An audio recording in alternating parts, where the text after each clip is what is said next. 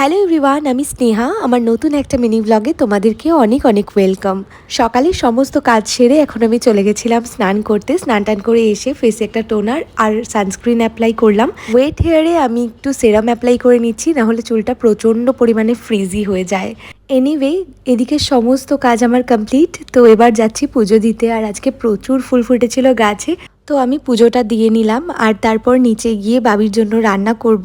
তো আজকে বাবির জন্য মাছের ঝোল বানাচ্ছি পটল আর আলু দিয়ে। সামান্য একটু পাঁচফোড়ন দিয়েছিলাম, তারপর পাঁচফোড়নটাকে তুলে ফেলে দিয়েছিলাম, কারণ ওর মধ্যে মেথি থাকে, সেটা মুখে পড়লে তেতো লাগতে পারে। এবারে আলু আর পটলটা ভেজে নিয়েছি, আর পেস্ট করে রাখা মশলাটার মধ্যে আমি দিয়েছিলাম সামান্য একটু পেঁয়াজ, রসুন, টমেটো আর আদা। আর এর মধ্যে আমি সামান্য ধনে গুঁড়ো, জিরে গুঁড়ো আর গোলমরিচ গুঁড়ো অ্যাড করেছি, তার সাথে একটু হলুদ গুঁড়োও অ্যাড করে দিয়েছিলাম।